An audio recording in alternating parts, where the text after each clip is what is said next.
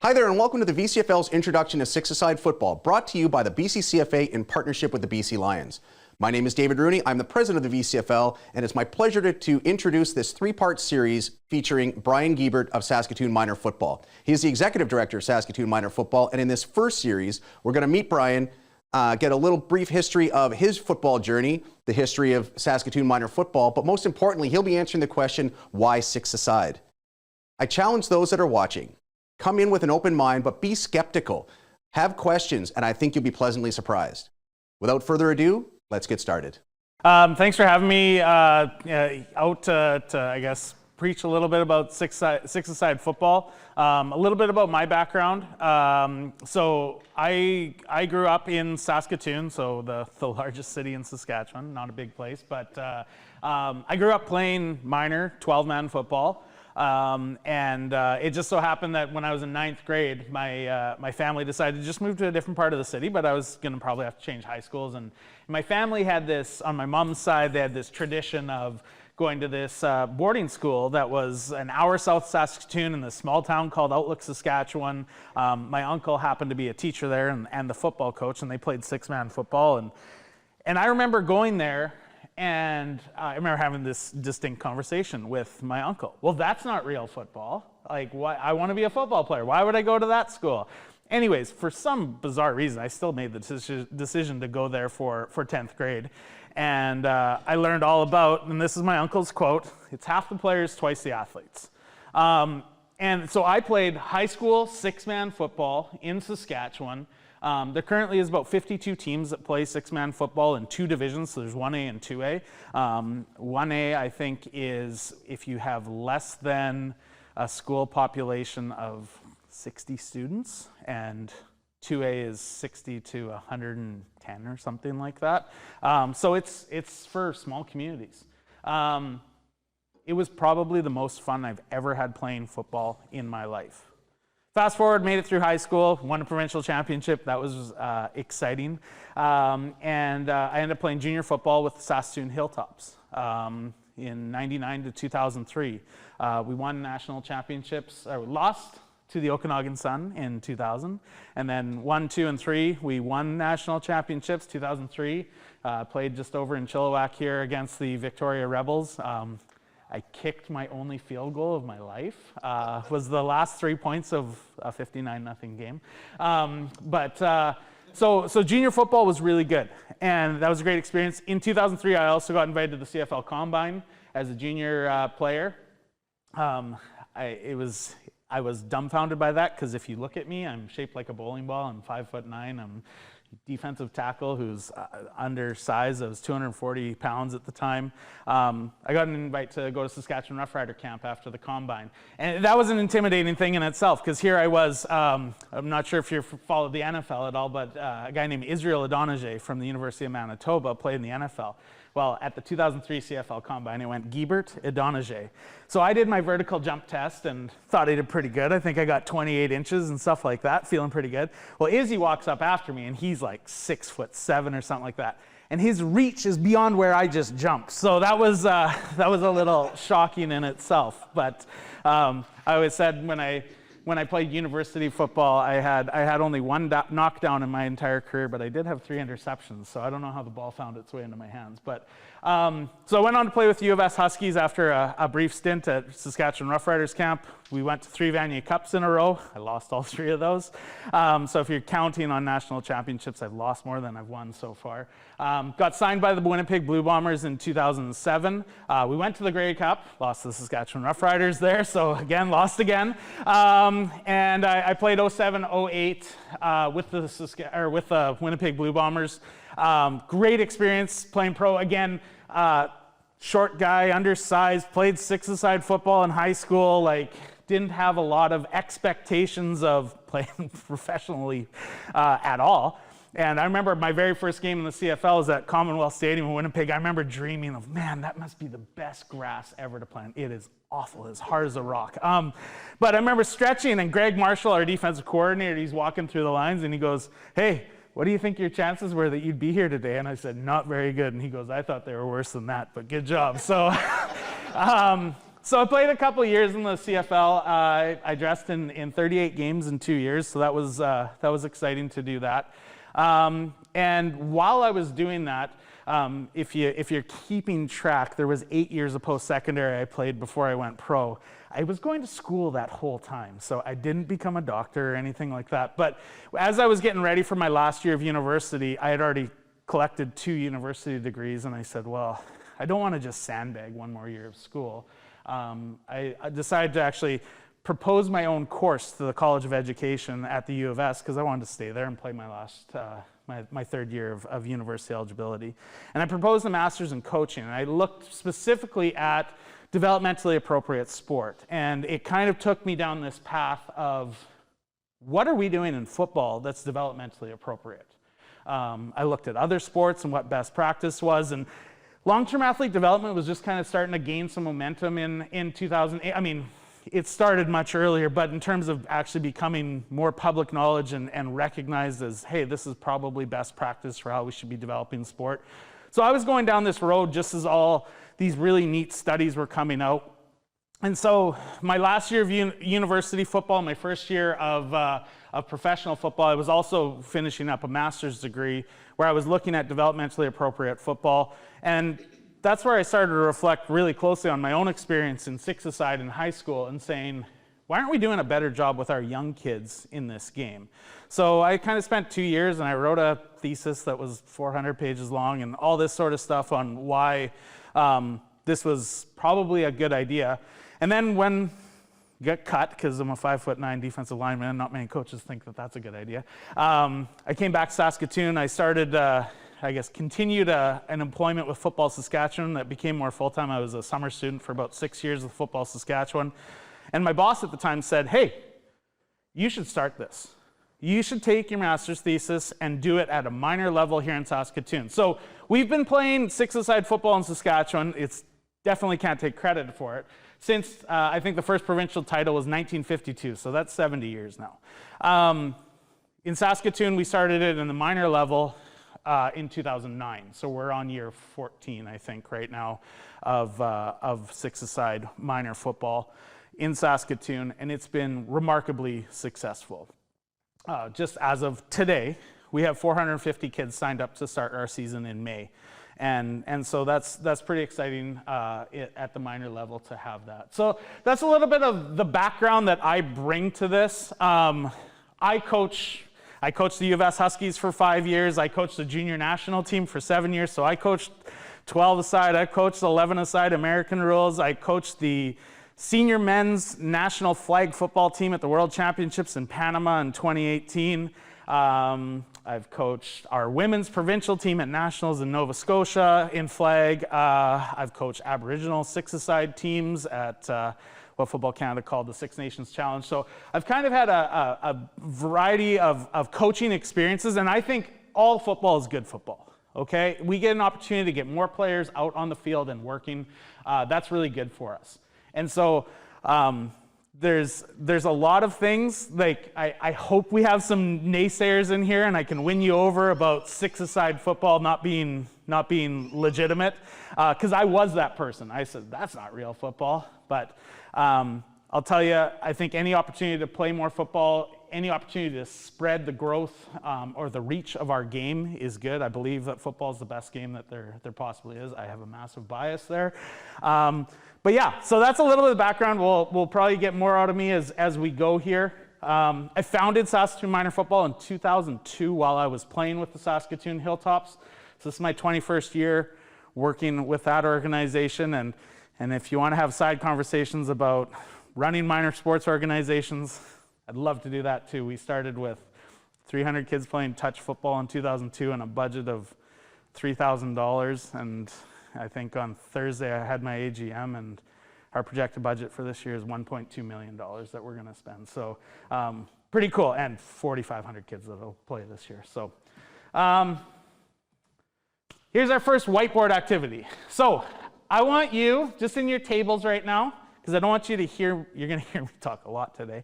I want you to just have a quick discussion. What questions do you have about six-a-side football? There is no wrong answer here. We're going to write them all down, and my goal is to be able to answer most of them, by the time we leave here today. And then I want you to get into this. What are some strengths that, again, you don't have to have any knowledge of this. What do you think some strengths of six-a-side might be? Some weaknesses, you know, it doesn't teach 12-man systems. Sure, it's a weakness. Opportunities, threats. Okay, so what are the opportunities that six-a-side might present to us? What are the threats of six-a-side or threats against six-a-side? Might be, you know, people that are saying, well, that's not real football, that sort of stuff. So take some time, and then we'll write some of these things down, and we'll address them as we go today. So have a discussion, introduce yourself to people at the table there, and we'll get rolling back out here in 5 minutes.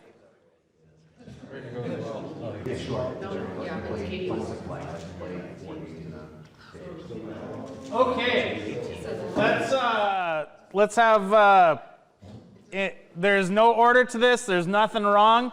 Shout out some of the questions, and I'm gonna try not to, I want to answer them because I'm a very reactive person because I'm a D lineman, I just react to everything. I'm gonna try not because I planned this great presentation and I don't want to get ahead of myself here. What are some of the questions? Shout them out. How things feel? Okay. Depends. Okay, next. How does special teams factor in? Or is it It's, special- oh yeah, there is, and it's wild. What else? How many eligible receivers? Even just all eligibility, like downfield, Okay. downfield blocking, downfield You receivers. have fewer or more injuries than, Oh, good one. Are there unique penalties and infractions to six-a-side that you don't see in, say, 12-a-side? That's like, Every single ref just went, good question.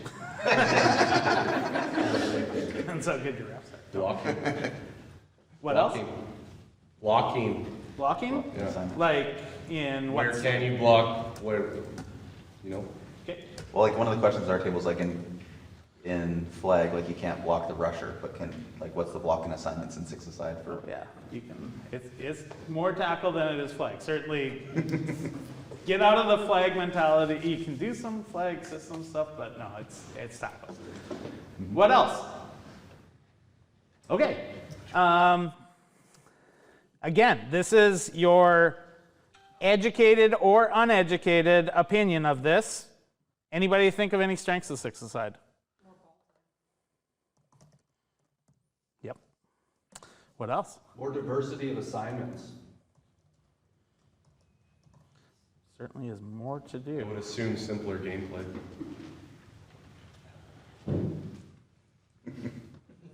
Until you watch it. Oh, come on, technology. You know what you say about assuming, right?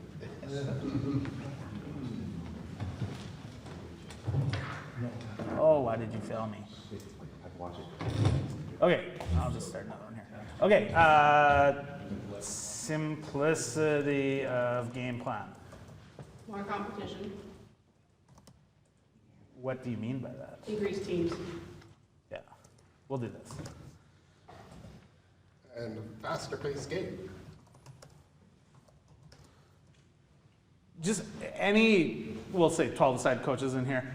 How many plays would you get in a regular game, 4-quarter game? And on your teams right now?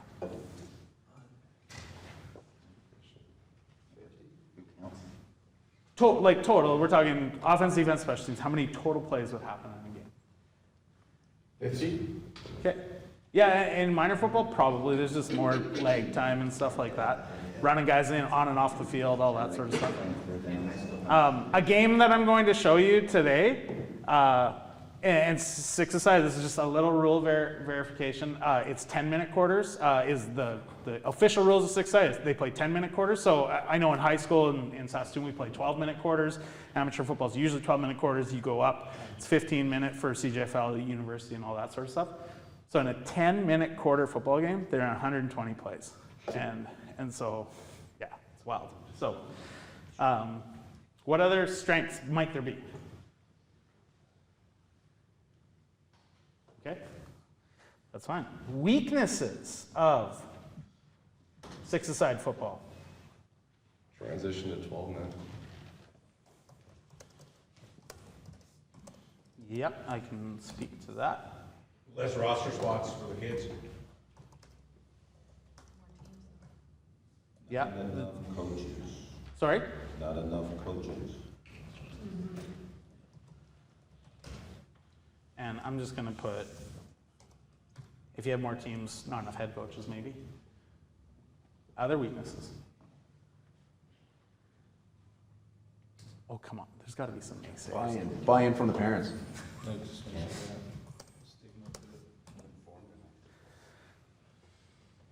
Lack of knowledge. What's that? You have to find more fields. Lack of knowledge for the game. Yep. Anything else? These are all great. Okay, this is awesome. What opportunities, and you can certainly be selfish about this, what opportunities might six-a-side football provide? Accessibility. And what do you mean by that? The perception of transition from flag to tackle, I think, would be higher.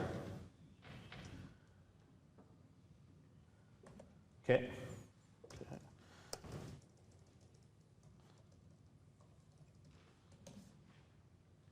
Any other opportunities that six-a-side football might Kids have? play different positions than they never get exposed to otherwise. Okay. The ability to start teams in smaller areas, as in growing the sport outside of the BCFL. Yep.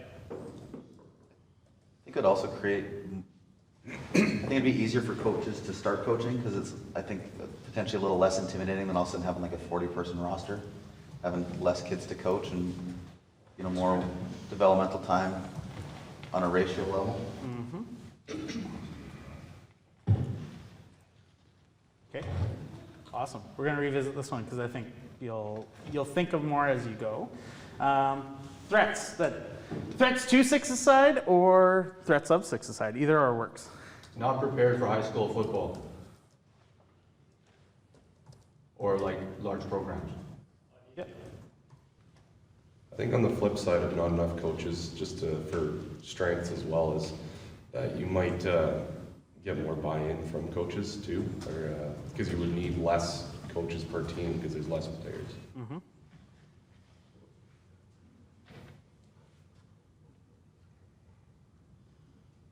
Okay.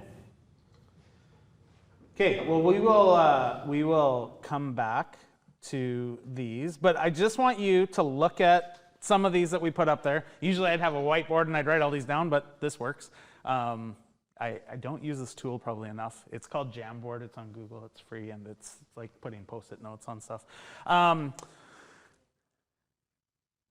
One of the things I want you to just look at right now, especially when it comes to strengths, weakness, opportunities, and threats, don't you see a lot of these same problems in 12-a-side football as well, or flag football, or anything like that? So, I mean, can we provide diversity of assignments in 12-a-side football?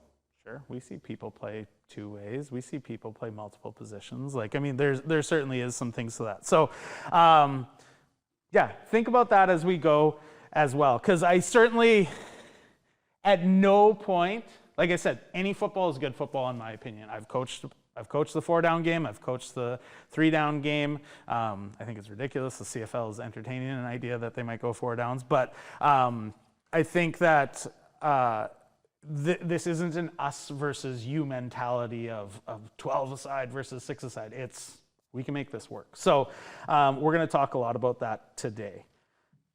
Okay. So let's get into a little bit of the history of the game and just like a general overview of 6-a-side. Then what we'll do is we're going to take a break after we go through our overview here, and then we're going to get into some rules and some systems so we can answer the what's the field size and how do you make it work and all of this sort of stuff, as well as some game modifications. Probably break for lunch in there at some point. And then we'll come back this afternoon. We'll talk about what's the differences in running practice, a little bit of long-term athlete development stuff that isn't specific to 6-a-side. We'll speak specifically to 6-a-side, but we will get into it on a large scale philosophy of long-term athlete development and how this fits into that long-term goal. And then we'll watch probably a little bit more film, answer some questions, and make sure that all of those questions get answered, and maybe we add to our strengths, weaknesses, opportunities, and threats. So, why pursue a modified game? Age appropriate for introducing the game. So, do youth have the requisite physical skills to play a 12-a-side game? So I want you to think about a 12-a-side game. How big is the field? How wide is the field? Any ideas? 65. Do you modify it for your younger age groups? Okay, so you shrink it down a little bit. But here's one of the things I'll challenge, and this is what, when I went into my research, that poor kid who paid his $400 to come play wide receiver, because he's small, fast, and we put him at field wide out, wide side wide out. He might as well have spent his money joining a track club, because he is just running and running and running and running and running. Because, again, back in 07, 08, when I was doing my research, I went and watched some 6-a-side football, some 12-a-side minor football. They played on a 65-yard wide field. And that poor quarterback, take a snap and try and throw a hitch to the wide side wide out, didn't have the arm strength to do it. So what purpose is that kid serving on the field? At the same time, if we're talking about age appropriateness, why are we typecasting kids into particular positions? I was built like a Canada Post mailbox as a kid growing up. I was short, stocky, and all that sort of stuff. You're a lineman. Okay. It just so happens my last year in the CFL, I played fullback and tight end. And thank God I had parents and uncles and aunts that we played catch all the time, and I had that skill set, because my minor football experience was I never saw or touched the ball. Ever. O-line, D-line, didn't touch the ball. So why pre-puberty would we do that? And I'm not saying, I didn't grow out of the Canada Post mailbox shape, but I've seen lots of kids do it.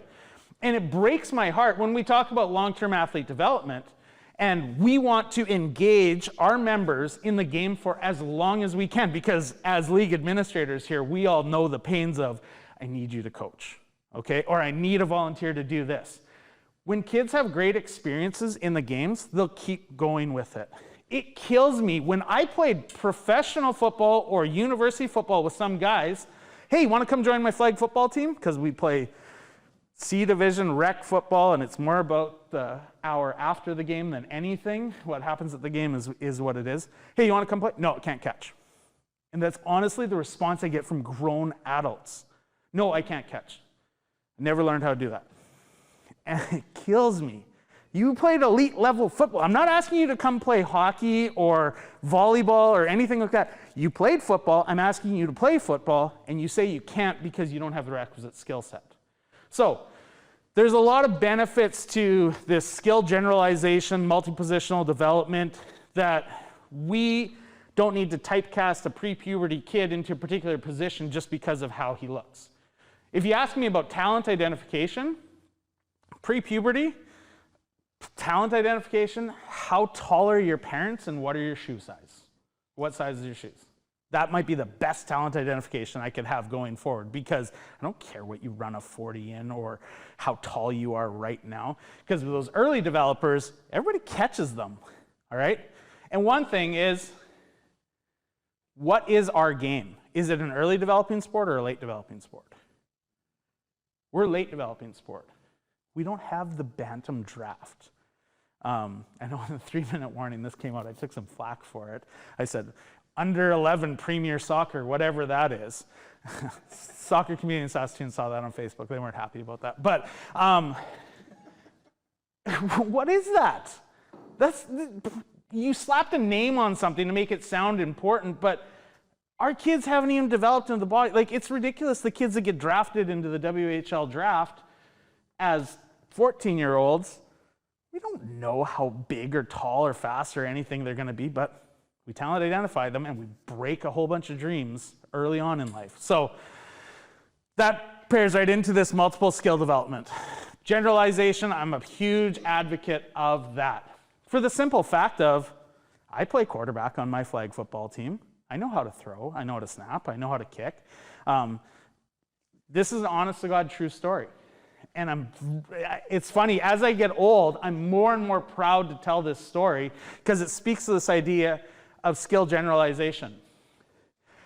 Rookie meeting, first year, it's hilarious. They're teaching the Americans, yeah, there's no fair catch here. This is how wide the field is. Yeah, we can run towards the line of scrimmage. All these Americans are sitting there just stunned. All the rookies are going, what did we sign up for? Because, what do you mean I can't fair catch it? What do you mean the kickoffs are live? Like all these sorts of things. Like, but our coach goes, all right, we need to figure out some more things here. And this is how organized the CFL is, this professional league. Who in here knows how to long snap? I'm looking around the room and I'm like, I did, put my hand up. I hadn't long snapped. I long snapped for field goals in one CFL game. I was a backup my whole career. It was good enough to be a backup. It was great. They value you because you're there, but I never had to actually do it. It was perfect. I long snapped in grade 11. I didn't in grade 12 because I was a kicker when I was a senior in high school. I long snapped 3 games in the CFL. I had never done it outside of one field goal for the Saskatchewan Hilltops. I had never long snapped. I long snapped 3 games in the CFL. I fired one over the punter's head. I took lots of hell for that. But the coach said, who does it? And then, no word of a lie. I don't know if I was just really cocky this day or what. Who in here knows how to kick? Look around, nobody's putting up their hands. Oh, what the hell? Put my hand up. You know how to kick? Yeah, 1 for 1. 100%. Actually, I said 100%. Chilliwack Field over here, 27-yard field goal. Only attempt of my entire life because I didn't kick field goals in high school because we played 6-a-side football. And the rules are different because it was a long time ago. But converts were only worth 1 point kicked back when I played high school football. It's 2 now, so there's more value to the kicking game. But no kidding you, came to BC Place. I was our backup kicker on the depth chart, and I was like, okay, Troy Westwood better not get hurt here because I am not marching out there at the time like 260 pounds, wearing number 92. I'm like, there's no way I want to be in BC Place doing that. And same thing, punter. Guebert, are you going to tell me that you play quarterback too? I did, provincial final, grade 12. Our quarterback ended up under a van on the sideline because small town football, 6-a-side, the car's parked right up against the sideline. And I got to go in for a play or two and do a few handoffs and things like that.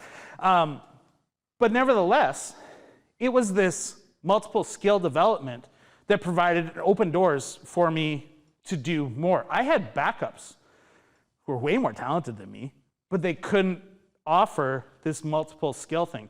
And then I caught a pass. We were a scout field goal team, and we were running a fake, and I jumped up and I caught a pass. You know how to catch? Yeah.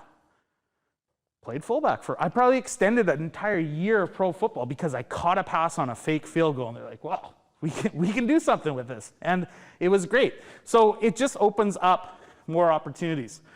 Geography and population. How many teams exist in your community or near your community? How many people are interested in playing football?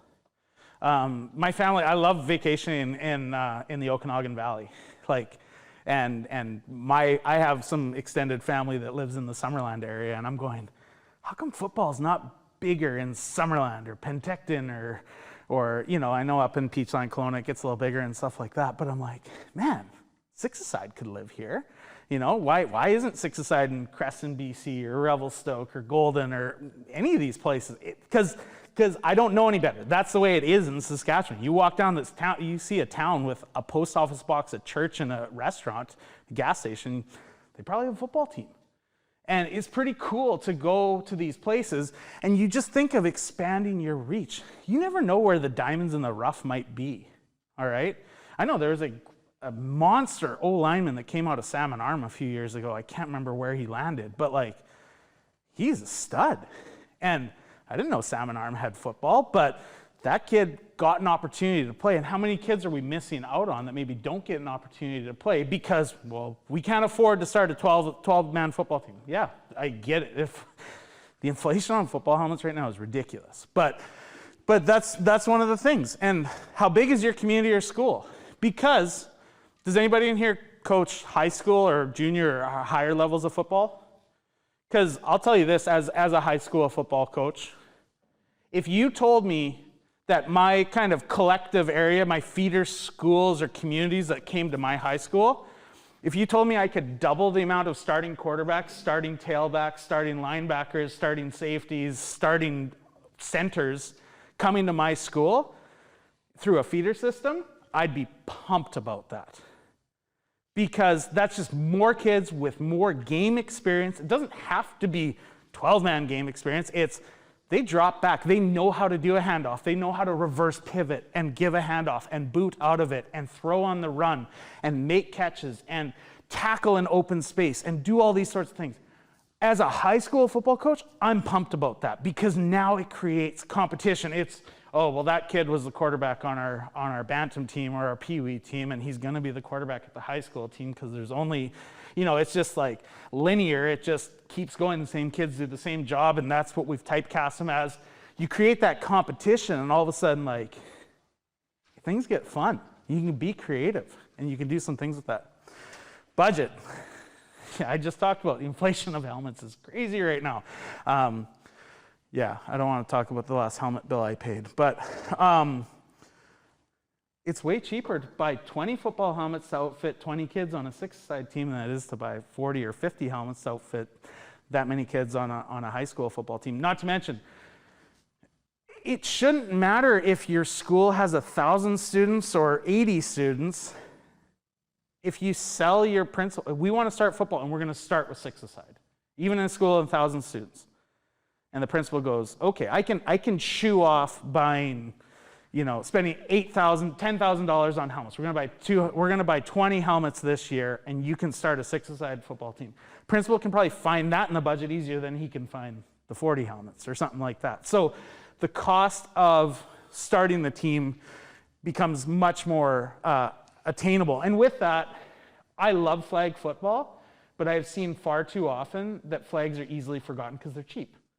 When you get somebody to invest in football equipment, they want to see that program succeed because they spend a lot of money on that program. Flag, oh, we bought flags, and oh, the interest isn't there this year. Throw them in the closet. We'll revisit another time. This stuff, no. You invest in a tackle football program, and it becomes really, really something that people will put themselves into. Reach. How can we all involve all corners of our community, city, province, while providing competitive tournaments and that sort of stuff? And there, talk about opportunities. Why isn't six-a-side tackle football in the BC Summer Games? Why not? Like, I'm pushing this hard in Saskatchewan right now. Why can't we play 6-on-6 tackle football at the Saskatchewan Summer Games? We do it in hockey. It's the same size of team. It literally is the same size of team. And you can't say, well, Saskatoon and Regina are bigger populations. They do in hockey. They kill everybody. Basketball, they kill everybody. Like, I mean, it is what it is. I mean, they have more people to draw from in those collective areas. But there's no reason why it can't be one of those things. So when you think about how we can involve all aspects of our community, we have in our six-a-side tackle football league, we have 4 at-risk youth teams. We go out to, there's the White Buffalo Youth Lodge in Saskatoon, and we say, hey, all you have to do is get us the kids. We're not going to charge them anything. We're going to outfit them. We're going to hire coaches. We're going to bring them in. We're going to have this practice facility, and we're going to grab some sponsorship to cover any costs associated with that and everything. And it's easy to do because it's six-side. We don't have to look for 5 offensive linemen that fit this necessarily build. No, we'll work with the kids that we have, and we'll make it work because it's six-a-side football. It's okay. Because does anybody here have trouble finding offensive linemen? I coach at the biggest high school in Saskatoon, and we have trouble finding offensive linemen. I don't know if kids are just eating healthier now or what, but like the big kid isn't out, or the big kid's not coming to be active. He's playing video games or whatnot, and we need to be able to bridge that gap, and that's another presentation altogether. But in six-a-side football, we don't need to worry about it, all right? So those are a couple of things of why we want to pursue a modified game and why it can work for us. Honestly, during the pandemic, we were able to run. There was limitations in group sizes and everything in 2020, so we had our 2020 spring season wiped out. maybe our government's just less risk adverse, but they let us go for it in the fall of 2020, and we did with smaller group sizes, with the group size limitations. Instead of playing, we played 12-a-side minor football usually in the fall, 6-a-side in the spring, at all divisions. So this, we're speaking Bantam and Pee Wee now. We made all of the teams 6-a-side. It was so much easier as an administrator to make teams, because it was like, oh, here's 14 kids that live in the same community and they can all bike to practice. Boom. Here's another 14 kids. It's not, okay, I gotta get to 36. 36 is our ideal team size, and I'm sure it is for most of you in 12-a-side. And it's just like, okay, I'm gonna ask this kid to drive halfway across the city to practice in this location, and I hope mom's cool with that and everything like that. Like it's, and I mean, it's the challenges that we all face. I mean, you can face it in 6-a-side too, but man, those smaller team sizes, oh, it's just so much easier to be like, oh, there's a team, there's a team, there's a team, because you have less concerns about finding those extra kids to make sure that you can field an appropriate size team. So here's the history. It existed in, the 6-a-side game existed in the USA since the 1930s and Saskatchewan since the 50s. Alberta adopted it in the early 2000s. But other than that, it's had limited traction. I've done similar things to this in Nova Scotia and New Brunswick. And they do have a 6-a-side provincial or maritime championship, Atlantic Bowl, I think they call it now, that they do participate in. But in terms of the opportunity to grow the game, in Nova Scotia and Saskatchewan, same size provinces, about 1 million people, they don't understand how we have the success that we do, and they can't get the traction there. But I mean, it's just different mentalities and whatnot. But that's kind of the history of it. And the game was created in the 1930s. In particularly, Nebraska and Texas is where it kind of started, and it was to serve smaller communities and to reduce travel. These are all things like, I ran by a gas station this morning. I saw how expensive gas is out here.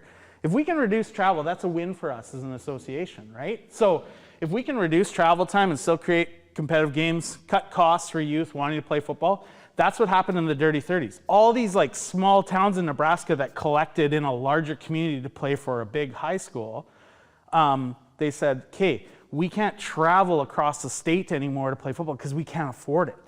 But if instead of having all these kids come to one high school, if we have these little high schools and we travel these short distances and play competitive games, that's what happens.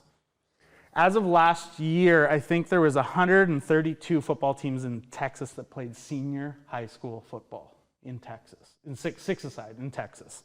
And it's a really cool game, and totally different game. It's 4 downs to get 15 yards down there, and the quarterbacks aren't able to run, but everybody's eligible. It's different rules than we play, but it's a pretty wild game. So that's why the game was created.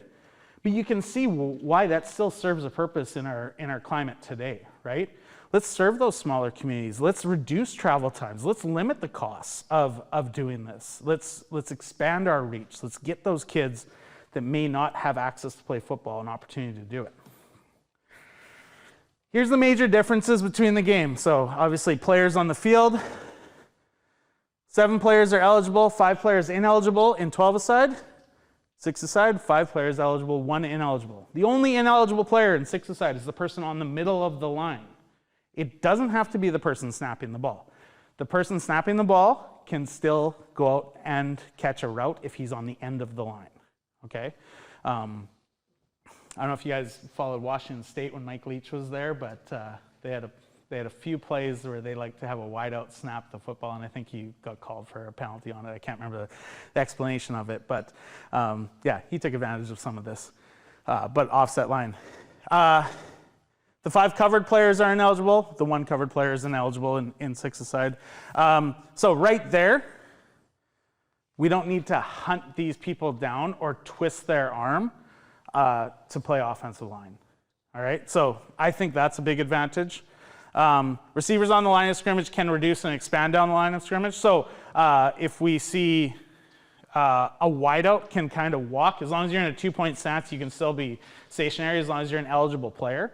In 6-a-side, we cannot reduce or expand down the line of scrimmage. So once you're set, You have to be set for a second before the ball is snapped in six-a-side football. So you can't have that waggle down and crack and that's penalty in most cases now, but you can't do that. Kick convert's worth 1 point in 12-a-side. It's worth 2 points in six-a-side.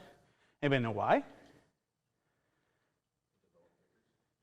To develop kickers, and it's a way harder skill to perform. Not to say that just running or passing a convert isn't a hard skill, but convert, do we need to have a returner back? No. So how many people could we rush the kick with? 6. When we're kicking a ball, we need to have a holder and a kicker. So we have 4 protecting a rush of 6. So that becomes a challenge. And I'll show you on some film some neat skills to kick the ball. And this is nowhere to, here's another fun story about the kicker part. There's a game that's, well, it was ended with the pandemic. It should be coming back this year. There's a game called the Can-Am Bowl. It's a Saskatchewan all-star football team. Sometimes kids from Alberta play in it. Play against the all-stars from the US every year. I got to play in Can-Am Bowl 3. Players made up from Montana, Colorado, Texas, Nebraska, sometimes some other places, but that's mainly right through that central belt of the United States there. We went into double overtime. I'm aging myself here because this is when overtime was 2 halves. I played in this game. So we went into overtime. We were tied in regulation, and we lost on a drop-kicked field goal. A guy named was Luke Schumacher. He's from Peets, Colorado. And they had 5 blockers. They snapped it to him. He dropped the ball, kicked it through, and we lost 49-48 in double overtime on a drop-kicked field goal.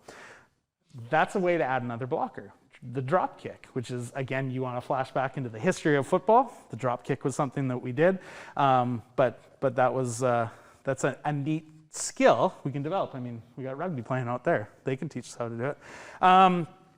Pass run converts are 2 points in 12-a-side. They're 1 point in 6-a-side. Field 65 yards wide with 20-yard end zones. The field is 40 yards wide with 10-yard end zones. And in most cases, 110 yards long in 12-a-side Canadian football, 100 yards long in 6-a-side Canadian football.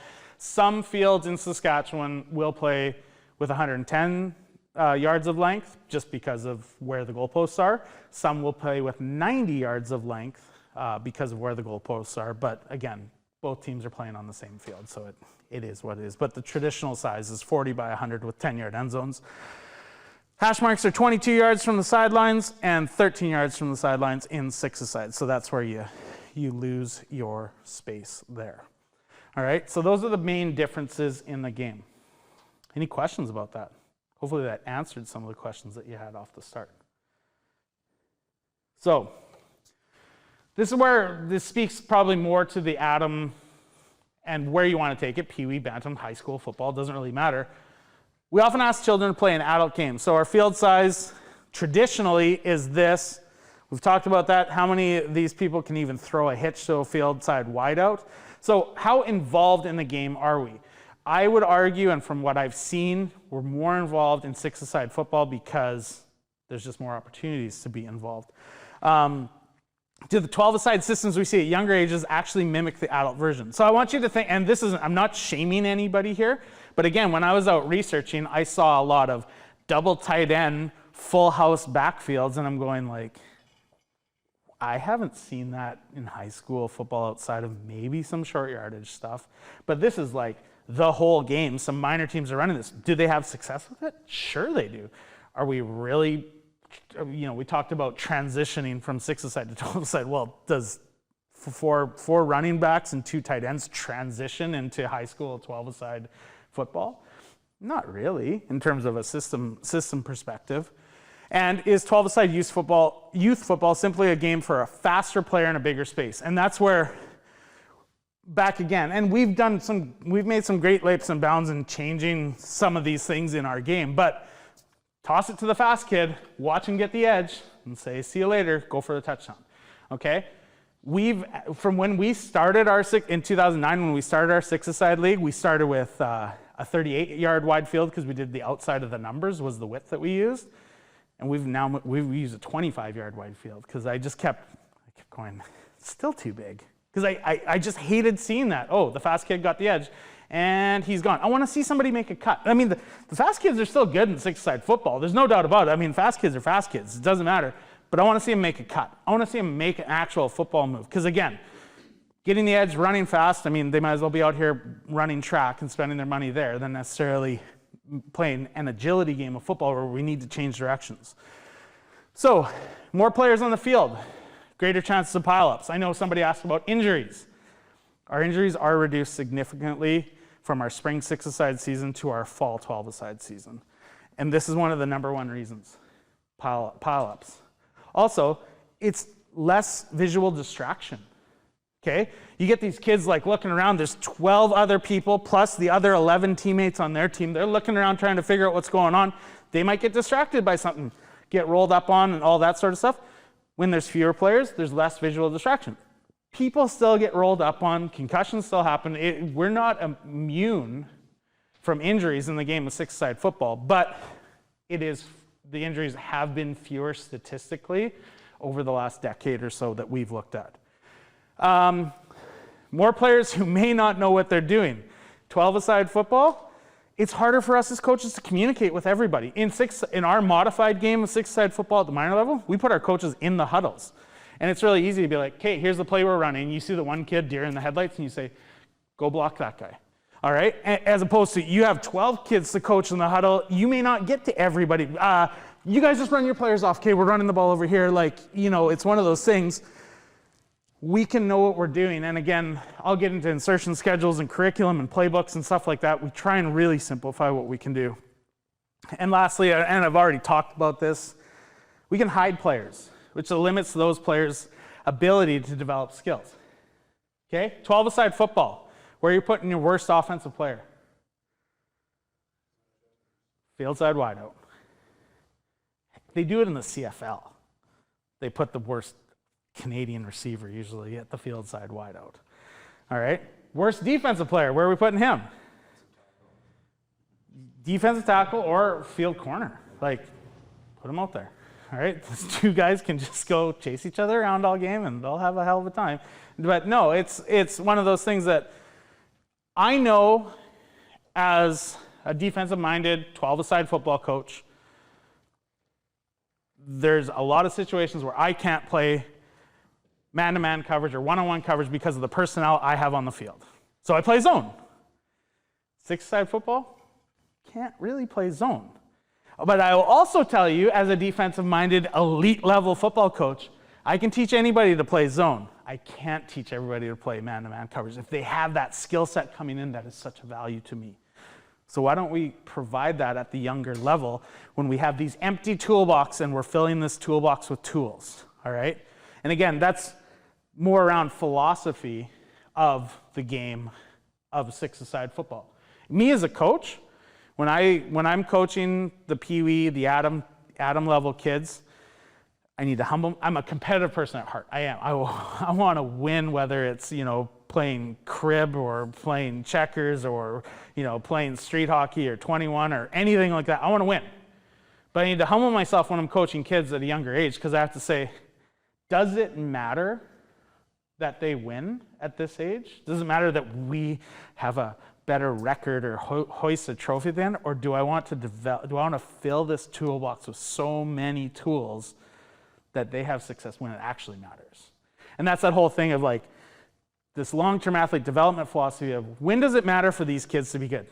18 years old, 17 years old, they have an opportunity to maybe make a provincial team, to get recruited for a college scholarship, to travel, play some international experience, things like that. Like that's when we need to be good at football. All right?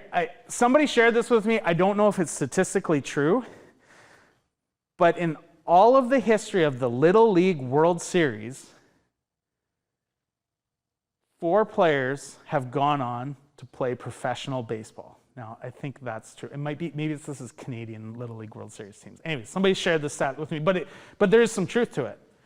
Because Little League World Series, that's 11 and 12-year-olds, right? Or 10, 11-year-olds? I've seen that's from Canada. That's from Canada? Yeah, and just as many people went on to play in the NHL from the Little League World Series as they did the majors, right? So it's like one of those things like, does early team success in sport actually an indicator of you being good at that sport? No, it's probably you were an early developer, you probably grew a little bit bigger and faster than everybody else. Mom and dad probably passed on some good genetics to you that helped you do that, all that sort of stuff. It doesn't necessarily say that. So we as coaches should measure our success based on how many kids can I teach, how many positions, and how good are we at tackling, blocking, running, moving in space, ball protection, those types of things, because that's going to serve you later on in life. So we want to get away from this, I'm a great coach because I'm really good at hiding players. No. Let's put those players in positions where they learn and maybe get exposed, but learn from that exposure, and they're in a safe place to take risks and to fail and develop that skill set and understand that this is a game that takes a long time to develop. So, age appropriate, are we teaching physical literacy in its finest forms? And I'll get into this later on, probably this afternoon in more depth. But like basic movement patterns, athletic position. And this is, again, in the curriculum that we use in our minor football league. We try and minimize the strategy and the tactics of six-a-side football so that we can focus on this.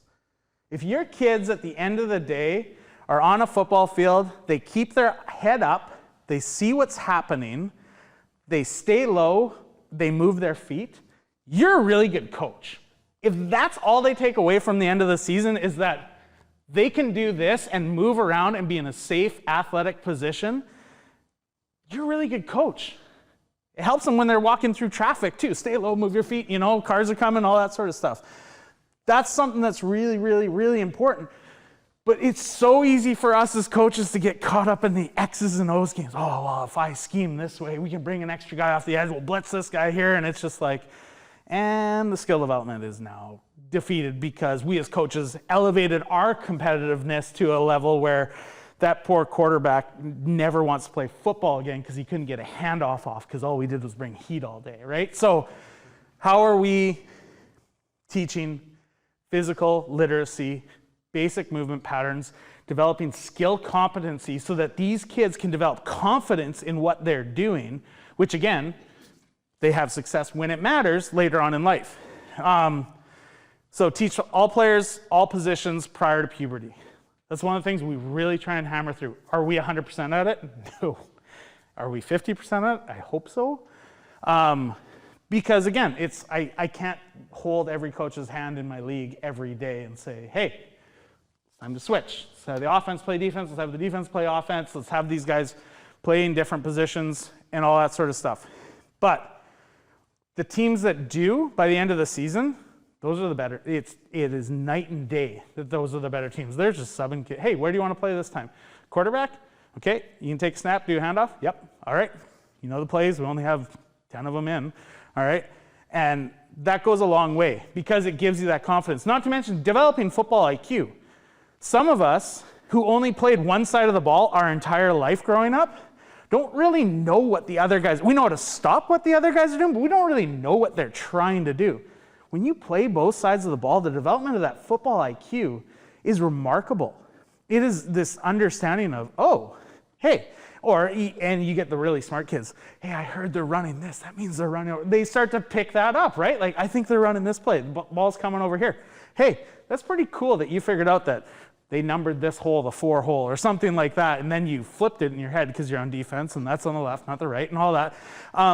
It's pretty cool to see these kids develop their football IQ and understand the game at a higher and higher level. So those are some of the aspects to just changing how the age appropriateness of how we teach tackle football. And this is where, like, I spend a lot of time with our coaches in our preseason meetings, and I'm one of those league conveners that will walk right into a coach's huddle in the middle of a game and say, you can't run that play. And I was like, no, you can't run that play. I'm not afraid to take the bold move and be like, hey, I know you want to win this game, but you got to follow the plan because the plan is there with a purpose and an intention. And I tell all of my coaches at the start of every year, it is your job to make sure that the other kid has a great experience playing football. The opponent has a great experience playing football. So we will, early on in the season, we'll walk up. It's pretty obvious within the first few plays of each game, holy cow, that kid's really good. Bigger, stronger, whatever. And that kid's really good. Hey, coach, we're putting this kid at this spot and this kid at this spot right now. They're going to beat each other up for the next, 10 plays or something like that because they're challenging each other. They're refining their skills against each other rather than I'm going to put my strongest player against their weakest player and I'm going to take advantage of that strategic option that I have. So with the growth model, so this is why I say skill generalization, more players trying the sport. I'm a firm believer that the wider the net we cast, the higher the elite level we're going to end up with. Just cream rises to the top, whether we're good coaches or not, cream rises to the top.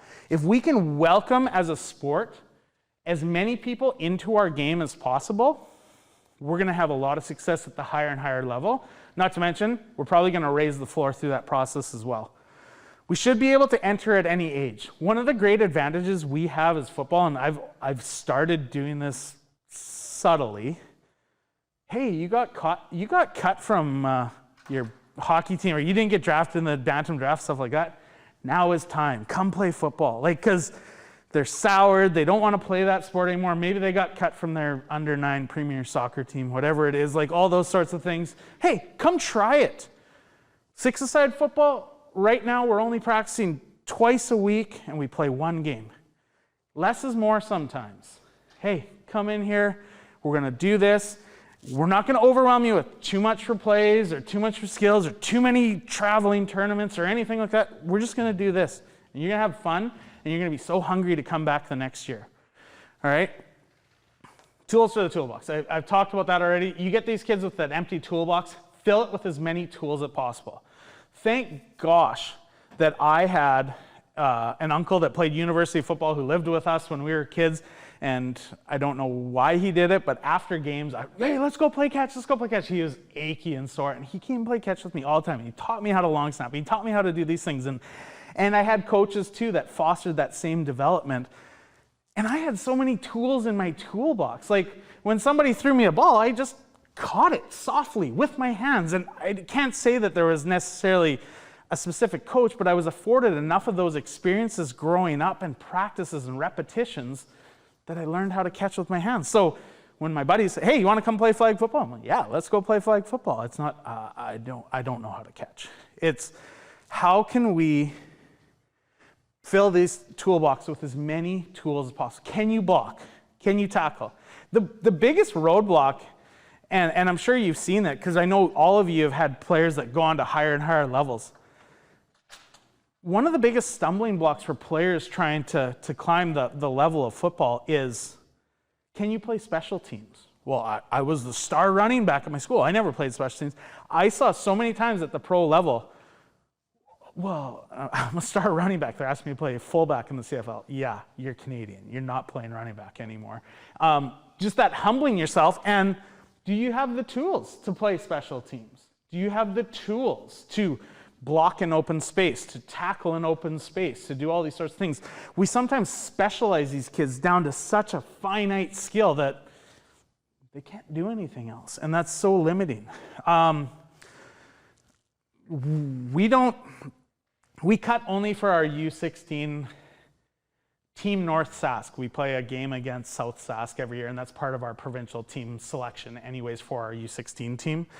It's the only program that we cut kids from in all of our 4,500 kids that play football for us.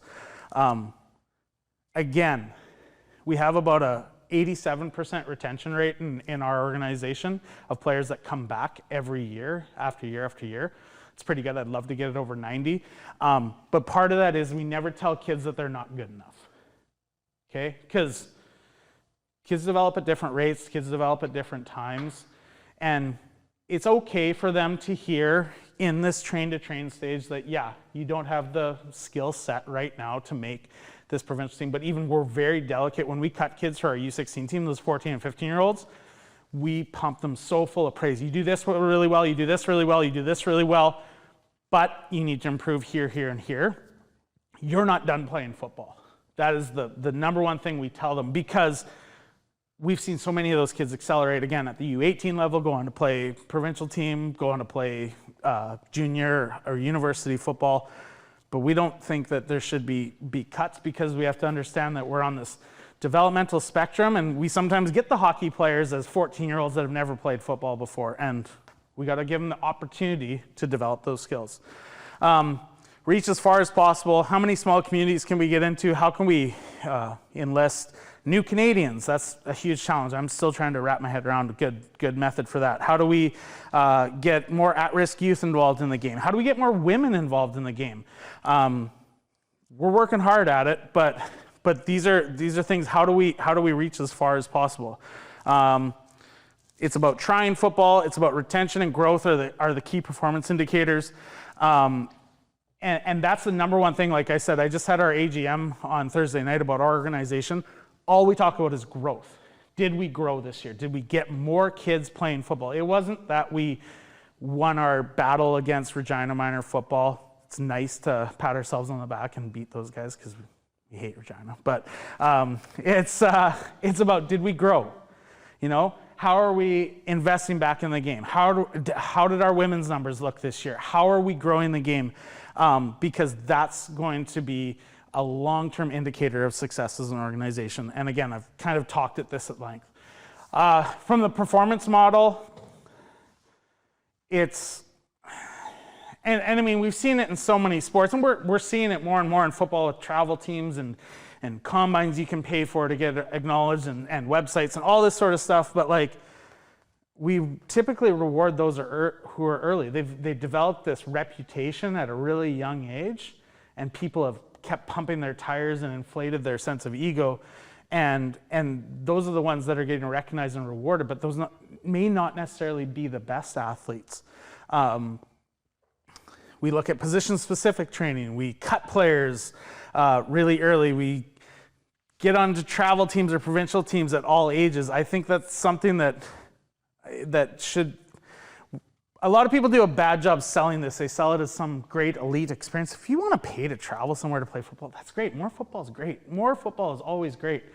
But sell it for what it is. You're just traveling somewhere to play another team and have a great experience. It isn't necessarily the elite of the elite. An emphasis is on competition and winning at all ages as opposed to development of players. So that's kind of how we look at it. And part of that is this philosophy that we pump into our coaches, because we say, we want you to make sure that the game is fair for that other kid. We want everybody to have a great experience on the football field. We don't really care how much you win by or if you win at all.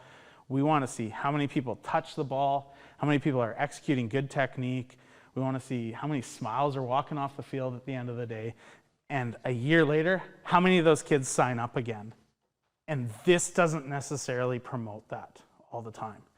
All right? There's a time and a place for that, but it's not always. Okay, I'm gonna throw this up there. This is just a little promo video that we use for our league. Oops. Inside League is really centered around development. So it's the first taste and experience that players have had with tackle football. It's about the safe way to play the game. There's a place in the football field for everyone. It doesn't matter what your size is, how fast you are, how strong you are, and that makes it a really inclusive game. Because of the fact that it is so inclusive, it teaches us so many things that we can take with us from the football field and use outside of football. Teamwork, camaraderie, how to help each other out. Football takes the most dedication, but it's learn how to play. It's a big part of football, straight into every practice. You're not going to be as good as you want to be. The feeling of when you just do something that you thought you could never do when you're a little peewee, it's just amazing to see how you grow from season to season. I was thinking to myself, man, I just did that. I never used to be able to do that. It just makes me more excited to go back. The more I can improve, the more I want to play. We want to have fun, but also to ignite a passion, go play other sports and do other things and take a piece of football with you. Okay, so that was unscripted. It was cut up, of course. It wasn't like it was uncut. But you hear those things that the kids are saying there, and at the end of the day, this is what I tell all of our coaches. Why are we doing this is a really important question. And if the answer is it's for those kids, to give them a great experience, to let them try new things. You heard the things that they talked about. That's what it's about. Did those kids care if they won or lost? That orange team in the video, that was our at-risk youth team. So those are kids from community schools all throughout Saskatoon. We have a program that funds their cabs to get them to a central practice location. We give their coach an honorarium for coaching them and all that sort of stuff. But like, I mean, it wasn't great football necessarily. You saw a kid trip on the guard and fall over and on the one play and all that sort of stuff. But those kids are just having the time of their lives out there, having a great experience. And this is what I kind of mentioned about with our focus of attention. If we can cast that wider net and we get more quantity of players in our game, we're probably going to have a higher quality of player at the end of the day. And that, as much as I'd like to take credit for a lot of the university players that I coached, they were just really good and they had good genetics and all that sort of stuff. But it was, we cast that net at a young age, we got them into the game, and we kept them engaged throughout so that they had that opportunity to succeed. And so I was a long-term athlete development consultant for SAS Sport for a few years, and here's a reality that just like broke my heart. So a player I played university football with, his name was Dylan Barker. He was the first overall draft pick by the Hamilton Tiger Cats. He was a 6'4", 210-pound safety, fast, explosive, like he checked all the boxes that I didn't, for sure. He was so athletic. Well, I was doing some LTAD consulting for speed skating, and they were like, yeah, Dylan should be at the 2010 Vancouver Olympics right now. And I go, what? When Dylan Barker was 14 years old, he was the top speed skater in Canada. And his coach said, Dylan, you need to make a choice between football and speed skating. And this is where your attention should be and blah, blah, blah. He goes, I like playing football. He quit speed skating. And all these like high-level, Olympic-level speed skating coaches that I was sitting around the table with, they said, had Dylan showed up once a week, because he was the cream that rose to the top, he would have, they compared him to Jeremy Weatherspoon, who won, I think, a medal at the Vancouver Olympics, and they said, Dylan probably would have crushed him, or at least been competitive with him, had we kept him in the sport. But they didn't cast this wide net. They said, we're going to keep you here and not let you go anywhere else, and that's where the level of their speed skating got. Whereas when we as a sport can humble ourselves sometimes and say, you know what? It's okay, miss practice, may limit your playing time in games because we got to be concerned about safety issues and all that sort of stuff. But hey, baseball is important to you too. Good on you. You're 11 years old. Go play baseball. Go to your spring hockey game on the weekend. Go do this. If you can make it work. Like we actually have a sit down coming up in a couple of weeks with the Saskatoon Minor Hockey Association. When are your tryouts in the fall? Can we play our Pee-wee games at this time of day? You guys try out in the evening. And we've had those conversations. They're like, yeah, let us know. And so we're having those inter-sport conversations because we both want this. We want to make our sport as accessible as possible. And this isn't about six-a-side. This isn't about flag or any, like this is about anything. Make your sport more accessible, and it will be way more valuable in the long run. So this is just a look at what other sports do. And this is where I say, like, figure out what works best for you. The traditional six-a-side football is 40 yards wide, 100 yards long, 10-yard end zones. We play a game, and I'll show it to you here shortly, just how our field is set up. We play a game with 25-yard wide field that's 30 yards long with a 10-yard end zone. And we put 6 of them on a field at one time. We have 12 teams playing at once on a one field. Now, we have a unique field. It's 90 yards wide by 180 yards long turf, but you realize what you're saving in rent when you're doing that? It's amazing, all right? And the atmosphere you create when you have 12 teams of parents and family coming to the game, and you're hearing cheering constantly throughout, It is wild. You get 1,000 people in the stadium at times, and it's cool. So hockey, smaller surface, half ice games, 3-on-3, multiple teams practice together. This is one thing that we've really started to emphasize in our six-a-side leagues. Hey, say the community that practices out here on these fields. Oh, we have 3 six-a-side teams. Hey, practice together, scrim against each other. Have your strong coaches each lead a different station of a drill, rotate them through. You don't have to just only coach your players, coach everybody's players, coach the other coaches, mentor them, develop them. We've started doing this where we have sometimes 3 younger division teams and 3 older division teams all practicing on the same field. They get together for individual skills, they break off, they compete against each other in one-on-ones, and then it drives that level of competition, because never once do I don't think competition is bad. I think emphasis on winning is bad. When we overemphasize the importance of winning on the scoreboard, I don't think that's a successful thing for the development of the game. But I think one-on-ones, trying to beat the guy across from you, I think that's awesome. And if he happens to wear a different jersey and you want to make a big deal out of it, perfect. All right, basketball, shorter net, smaller ball, smaller court, 3-on-3, multiple teams practice together. Soccer, fewer players, smaller ball, smaller net. Baseball, t-ball.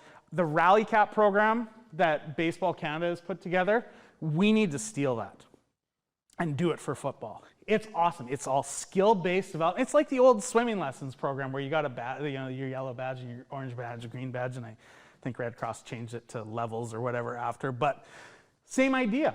If you can do this, here's another stripe for your helmet or a sticker for whatever. Like, it's one of those things. I think baseball is a great model out there in terms of here's how we develop things. So never be afraid to innovate for what's best for your community and association as well. And then ask yourself this question. Who do children want to emulate? Does anybody know who that guy is? The lineman. I'm sure everybody knows who this guy is. It's Quentin Nelson. He's a multiple-time Pro Bowler in the NFL. He's a first-round draft pick, I think very high, by the Colts a few years ago. No. Yeah. No kid wants to be this guy. They all want to be this guy. And why is that? Glory? They have the ball in their hands. They honestly do. That's what every kid wants to be. And so there's nothing wrong with being that. In fact, that guy's going to probably have a longer career or more successful. He's going to receive a lot. $500 million isn't the worst thing. But he's a very good football player. There's nothing wrong with being him, but kids want the ball in their hands. Kids want to play that. Six-a-side offers us the opportunity to try and get the ball in more kids' hands and develop those skills. And they still get to develop those skills. You can be a great blocker in six-a-side football. And yeah, the 5 eligible players on offense, the broader skill set to have success, and you can't be hidden on the field. I think those are advantages to six-a-side. Fewer players on the team, more opportunity for one-on-one coaching. That one's huge. So we talk about like sometimes it's really daunting for us to recruit a coach to, hey, here's 40 kids on a 12-man football team. Good luck, coach. That's terrifying. But a lot of these same coaches have coached hockey, basketball, volleyball, those rosters of 12 to 20 players, soccer. This is that. You can have 3 coaches. You can have an offensive backfield coach, a defensive backfield coach, so running backs, receivers, quarterbacks, DBs, linebackers, and a line coach. And you can coach O&D line. There you go. You have 3 coaches. Coach your whole team. You could do offense and defense too. You have 2 coaches. Coach your whole team. All right, more is better because you get more one-on-one situations or opportunities for coaching. We have greater one-on-one situations on the field. So again, that sharpen yourself in your own competition. It's not, okay, I need to learn how to be a good zone runner. No, just beat the guy who's covering you because we're playing one-on-one coverage. You must be good at one-on-one coverage. We've talked about that already. And be a great open field tackler. You miss a tackle in six-a-side football, it's gone. All right, so you be a great open field tackle. And that's one of the things I really took away as a defensive lineman.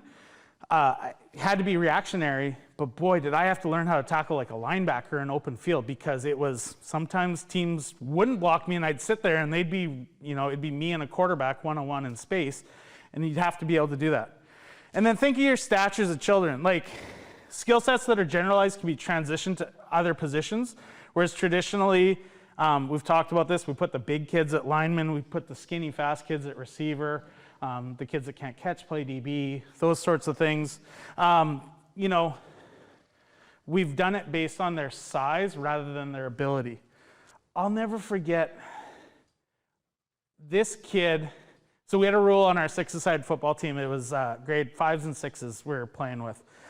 By the way, when you hear me reference, we do our ages by grade because we try and match high school, and it's just so we sort of follow the U16, U11, or U10 stuff like that, but we do it by grade because we don't want to leave a kid out. And if there's an overage kid, we've found statistically it doesn't really matter anyways. But so I was coaching this group of 5 and 6 kids, and the kid, he looked like a young me. He was very round and stuff. Coach, can I play quarterback? Can you take a snap? And he did. Can you hand the ball off? And he did. And he wasn't great at throwing, but he knew the plays. And I was like, you betcha, man, we'll get you in there. His mom and dad said he played 4 plays at quarterback. We did 2 handoffs, 1 throw, and then I think he got sacked. His mom and dad said he didn't stop talking about that for like the whole year. He was Tom Brady out there. Like what he experienced in his mind was not at all what we saw on the field, but it was like he got to do that. And that's one of the things, like, man, it's so cool that we might have ignited that kid's passion for football for the rest. Maybe he becomes a great coach. He wasn't going to become a great quarterback. There's no doubt about that.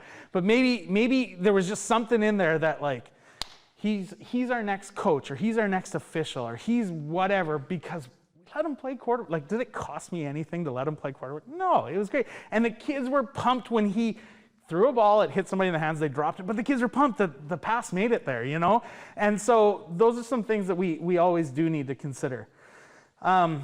We've talked a little bit about this, but in terms of like looking at it from a cognitive development perspective, fewer distractions, faster cognitive processing, greater spatial processing, and less to process in the playbook. That abstract concept that I am this X and O and this line and I do this, when there's less to look at, it's easier for you to process and pick up as a kid.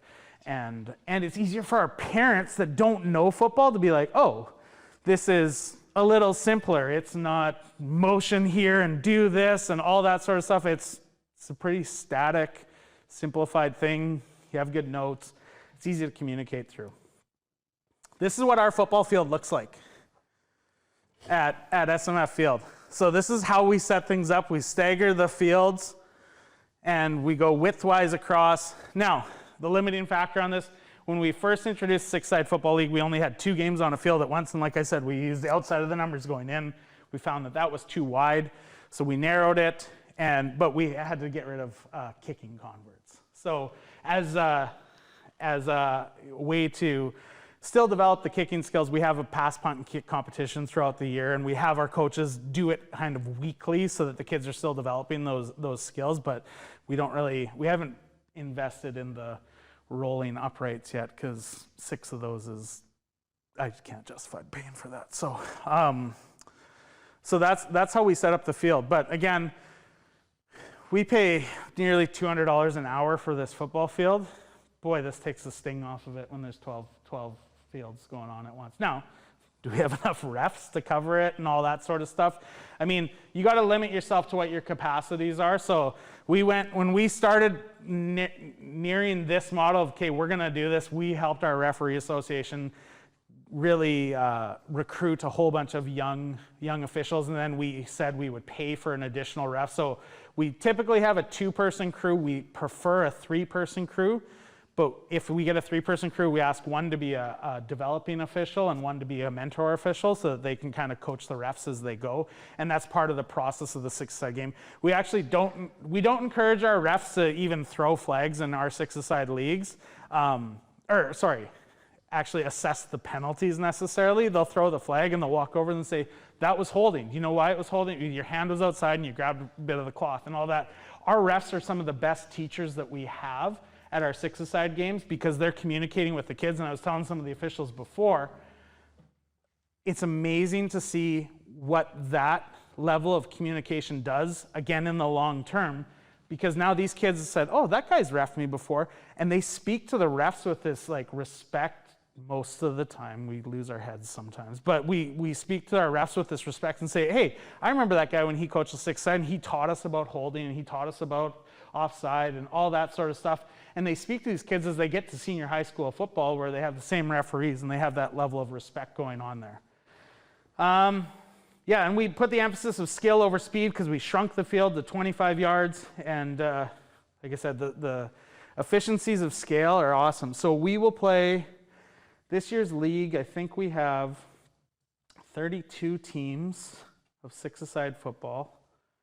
And we will play all of our games on Thursday nights between 6 and 9:30, 1-hour games. And some teams that are maybe a little bigger, we'll give them the odd doubleheader here and there. And you may hear 1-hour games and go, well, that's not very much. Well, when your roster size is 15 kids, it's plenty.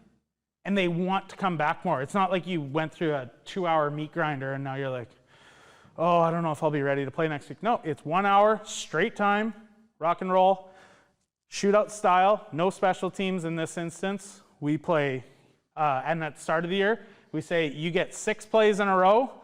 You can fumble the ball 6 times. You could score 6 touchdowns. We don't care. You get 6 plays in a row, and then we switch. And then as we go, we start to introduce 3 downs for 10 yards and all that sort of stuff. They can march the ball, and they'll keep possession as long as they keep possession, and they score. The other team gets the ball, and so on and so forth. So that's how we set it up there.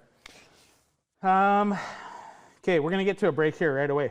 Our focus on philosophy from the league administration is we want to promote skill success, not tactical success. So we have a common playbook, we have a common insertion schedule, we have coaches in the huddle, and we challenge our coaches to be competitive with outside the box thinking. So instead of, I'm going to beat you on the scoreboard, it's, I'm going to get more players to touch the ball than you do.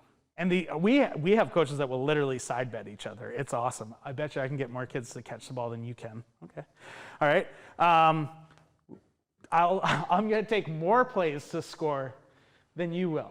All right. So these guys are like, okay, how can I chunk off 3 yards at a time? And how can I get everybody the ball and all that sort of stuff? And it really becomes fun as a coach to be like, okay, we haven't got him the ball yet. We got to find a way. Okay. How can we slip him out and throw him the ball or whatnot? 6 consecutive plays, minimum roster size. We kind of work with this 15 to 20 ratio, depending on geography of community. Like we have a lot of out-of-town teams, so sometimes it'll be 22 kids or 23 kids on some out-of-town teams. So we'll never say no to a kid playing. And those larger size teams, if we have an open field, we'll just schedule them for a doubleheader because, again, they're a larger team, fewer players, they're all rotating through, all that sort of stuff. We'll get them a little bit more minutes of football. Shootout style, we do this. There's lots of studies regarding special teams. University of Michigan, I can't remember the researcher's name, did a huge thing on high-speed collisions with special teams and the amount of head injuries and not to mention just overall injuries. So I read that and I said, we don't need it right now. I was a special teams coordinator at the university level and junior national team level. I love special teams, but it's one of those things, we took it out and we still have fewer injuries. And we teach special team skills in practice. I mentioned that pass, punt, and kick stuff and everything like that. So this is where I want you to think for yourselves and about your own community now. Like, what are the opportunities that exist if we adopted this philosophy, this game type? You know, who could we reach? Who's a kid in our community that we might be missing out on, or a kid just in the outer community of wherever I'm from? So how do we establish football in new locations? Rural, northern, maritime. Back in 2010, we went up to northern Saskatchewan. Some areas like Larange is probably the biggest town. But we started just doing drop-in football camps in a bunch of smaller towns and communities. And by 2011 or 12, we had a 13-team Northern Football League that was a whole bunch of Aboriginal reserves and small towns and mining communities and stuff like this that played a full high school slate of games. And then by 2015, they were actually adopted into the Saskatchewan High School Athletic Association and competed for provincial titles and all that sort of stuff. But their Northern Championship is wild. Like, I mean, it snows the end of September up there, and they paint the lines with orange paint, and it's crazy. And they're the toughest individuals ever. But a lot of opportunities for those types of things to exist. I mean, even we've had local First Nations communities in Saskatchewan say, oh, well, we'll start a six-a-side football team right here. Perfect. You know, like something that you can really hold on to, be a part of your community. The crowds that come out are wild and all that. So what I haven't added to here, and we're in the process of it, we're starting a women's league in Saskatoon. So we're going to start a 6-on-6 women's league, because why? There's a women's high school 9-man league that exists in southern Saskatchewan, but the nearest place for us to drive would be Regina, which is 2.5 hours away. So I said, well, let's do 6-a-side and let's keep it in-house. Let's reduce the travel, all that sort of stuff. And so that's one of the things that we're starting at home right now. You don't want to make it just co-ed? It's funny you bring that up. Actually, none of our leagues are male. We have co-ed leagues and we have women's leagues. That's in all of Saskatoon minor football. We don't have male leagues. We don't limit the amount of people that have to be on the field necessarily, but none of our leagues are male. So it's funny you bring that up, because I was like, it just happened by circumstance. Now I think we're quite progressive because that's the way we've always operated. But yeah, we have actually quite a few women that play in our leagues as it is. Bringing rural communities into urban centers. So like I said, I mean, I don't know my geography of BC as well, but like say in the interior, like Summerland's not a huge town, but they could have a 6-a-side football team or 2 or whatever. Like, I mean, it's one of those things. It's really benefited us, because in urban centers, we can have developmental programs and we can have minor football, where maybe some smaller towns, they can only have high school football. If all of a sudden you introduce this to 6-a-side, we double the number of minor teams we have in our urban centers, and we welcome in rural centers. You just have more participation. And then, yeah, new demographics. We kind of talked about that at some length here too. But and developing new young head coaches. So one of the things that I did to recruit coaches, because I know that's a pain point for all of us as administrators, I go to the high schools and I say, hey, coach, you got any young assistants, positional coaches, coordinators, stuff like that want some experience being head coaches? Oh, yeah. And just so happens I've got a team in your feeder area young kids that are coming to your school. I need them to do this. So because we run our 6-a-side in the spring, it was a perfect marriage, because I'd walk up and I'd say, hey, give me your coordinators, give me your good, strong positional coaches. I'm going to make them head coaches. They're going to coach the 3 teams that feed into your high school. Now they're using the same language, they're using the same terminology, and these kids basically, you're teaching to the test, because now they're coming equipped with, well, I know coach expects us to be in a stance like this and get off the ball like this and do all these sorts of things. So now you're elevating the quality of your high school player, because you're not starting from ground zero anymore. So that's been really good. And then the other advantage we have from spring football is we have a junior team and we have a university team, and all these young kids, I mean, I'm still living it. If you can figure out a way to you know, get somebody to pay you, whether it's a little bit or a lot, to do football, you're probably going to do it because you love the game.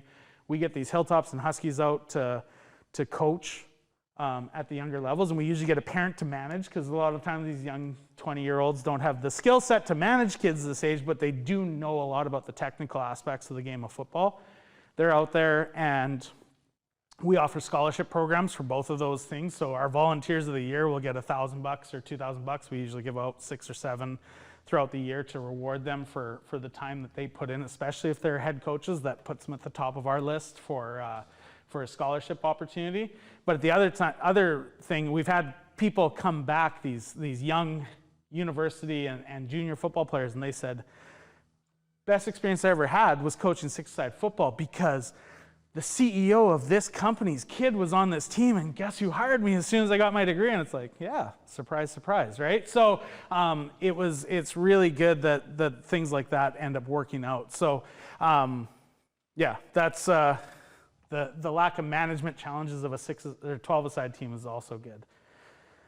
We've kind of talked about this, just, you can have opportunities for provincial, national, and indigenous competition within summer games. Like I said, the Maritimes is doing an Atlantic Bowl right now where they play 6-a-side football, and it involves Newfoundland, it involves PEI. They're not putting 12-a-side football teams together, ever.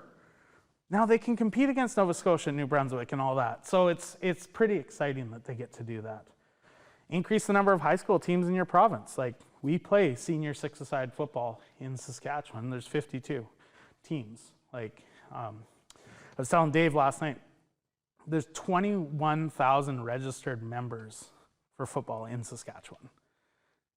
It's amazing. Like, we have, I think it's 116 senior high school football teams in Saskatchewan, but 52 of them are 6-a-side, right? So it's one of those things, like, it's amazing the reach that this game can have. Any place that has a hockey rink could have a 6-a-side football team. So it's pretty neat. I'll play this last video, and then we'll have any questions that you have right now, and we'll have a little break. The one thing I'll ask you to take note of, so this is our other at-risk youth team. This is the White Buffaloes. They come from the White Buffalo Youth Lodge in Saskatoon.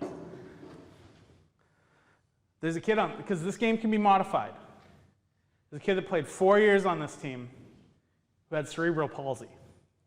Coach bring Walker out onto the field. He'd play running back, he'd play linebacker. As soon as the play would start, the coach would take the Walker away, and he'd go do his thing. Unreal. It was unreal. He played high school football. Again, same sort of thing. They modified the game for him and stuff like that. Kids are so pumped for him. Everybody was so pumped for him. It was just awesome to see. The 6-a-side game and what our plan is here is just to introduce the game to kids. Let them learn every position, play offense, play defense, touch the ball, tackle the ball carrier, learn a little bit of everything, and really just kind of fill their toolbox with as many tools as possible. The beauty about 6-a-side is that kids, they don't play one position. It is the ultimate team game, and everyone has to pull their part, and I think that's a huge thing that 6-a-side football can provide kids. It makes you feel like you're doing something with just kids. They're quite young, but for them to have the respect to kind of take your knowledge and put it to use, it just makes you really proud.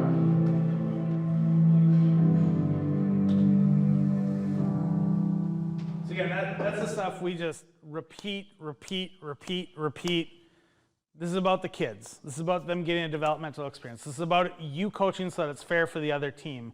This is about playing multiple positions. It's about learning the game and falling in love with the game. I mean, you teach that kid, or you get that kid to walk off with a smile at the end of the year and say to mom and dad, I want to play that again. You've been a successful coach. And that's been a big part that's been embedded in the philosophy of how we run our 6-a-side teams. But again, you can go anywhere with it. You can be highly competitive, you can be highly developmental, and we kind of have that whole spectrum happening in Saskatchewan to fit the needs of the communities that it serves. And so that's an overall view of a little bit of the philosophy, a little bit of the nuance of 6-a-side football and why it's something that we adopted as a developmental game for minor football. But yeah, that's just kind of the history of it, where it goes.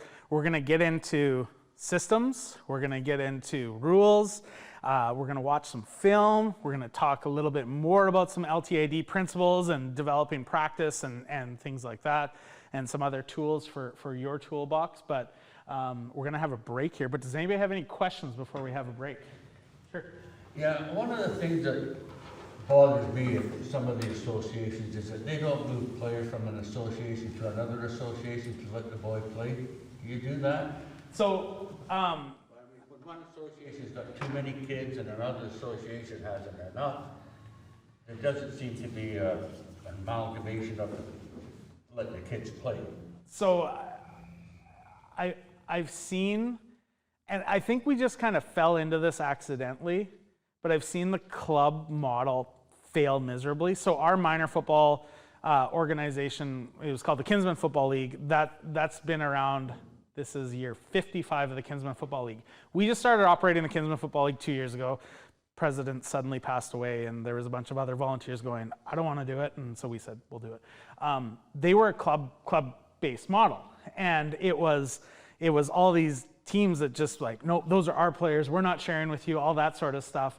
And about 15 years ago, we told the Kinsman Football League, okay, blow that up, become centrally located, because oftentimes it was the team that took the worst care of their equipment got the newest stuff every year and all that sort of stuff because it was centrally funded and whatnot.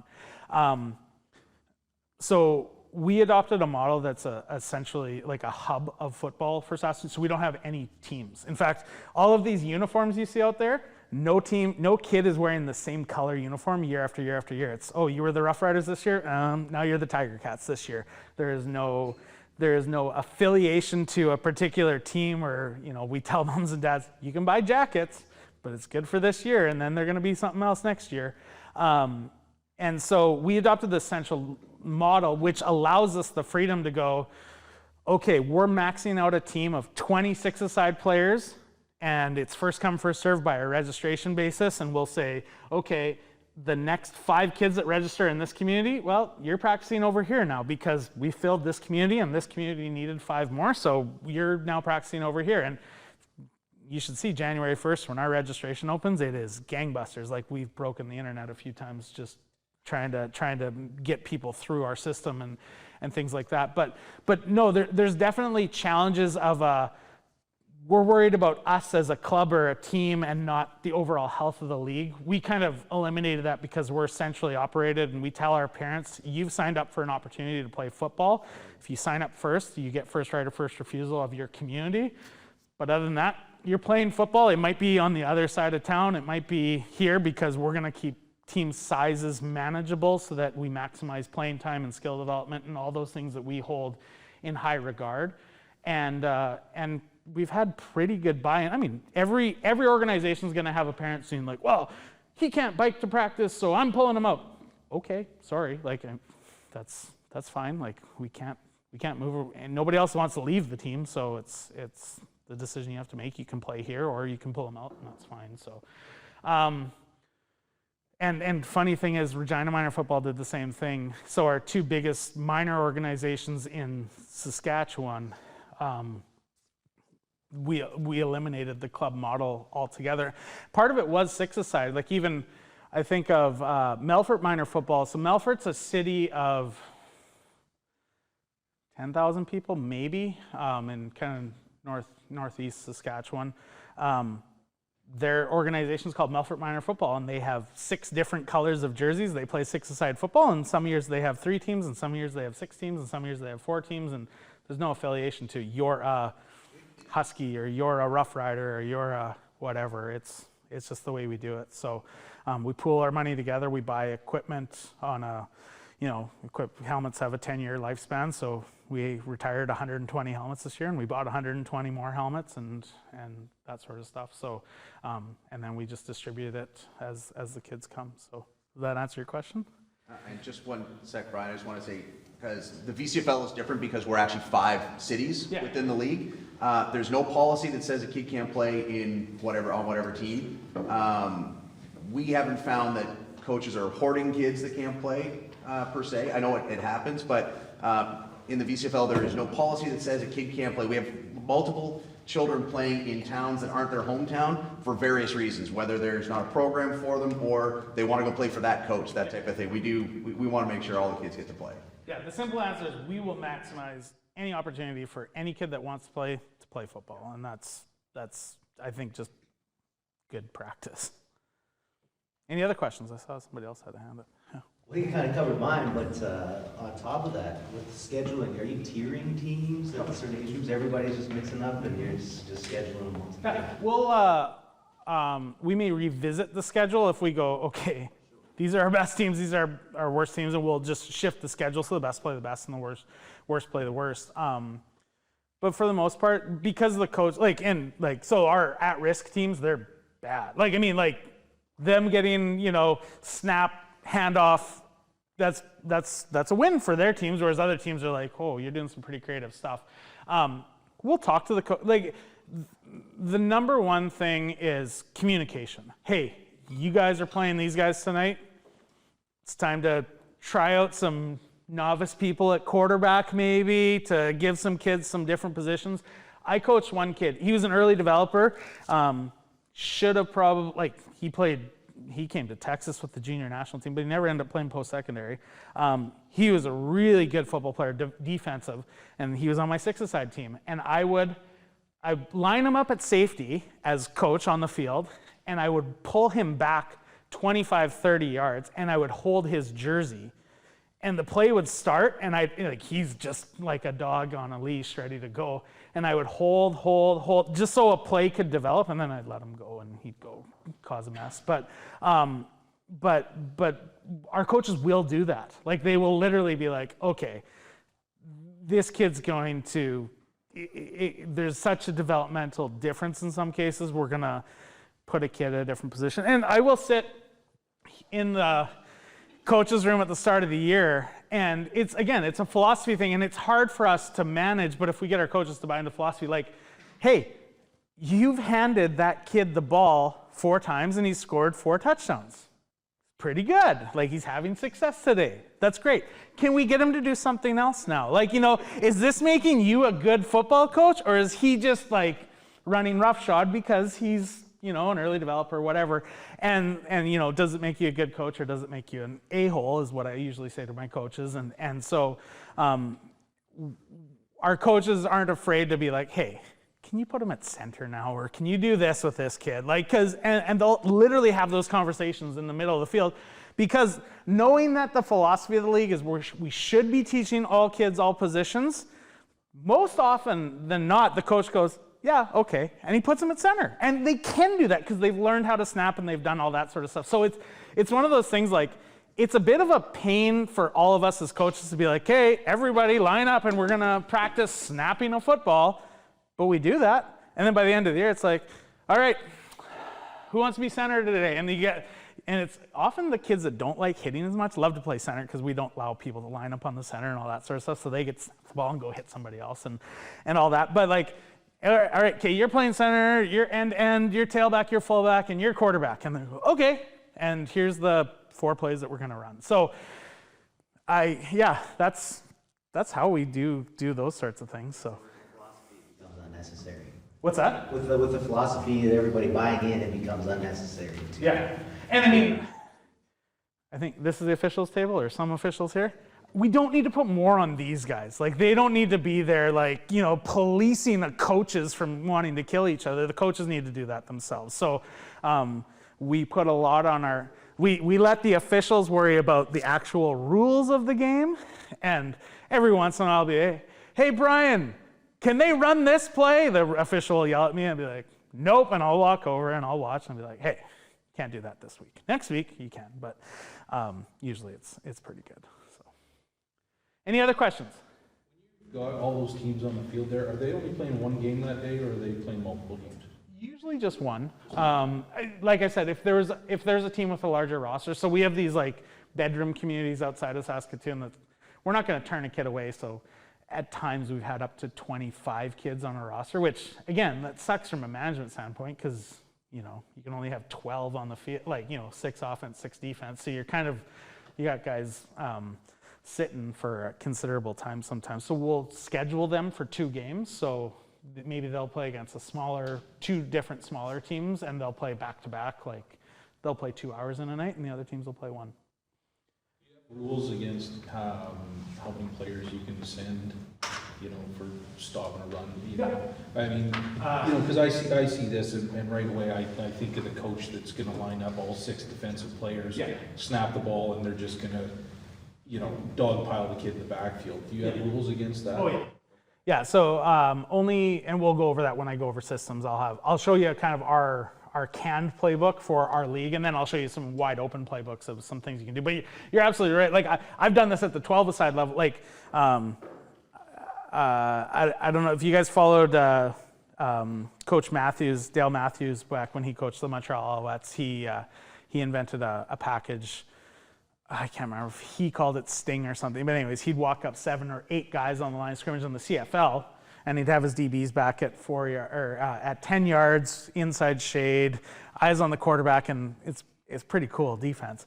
But I've said to minor coaches at the 12-side level, hey, if I was like coaching to just win this game, I'd do that all day. We'd play sting defense. I'd have my 4 DBs back at 10 yards, and we'd send 8, and you guys wouldn't get a handoff. But I mean, how am I benefiting the game from that? So we have rules where you can only rush your 2 D linemen against a pass.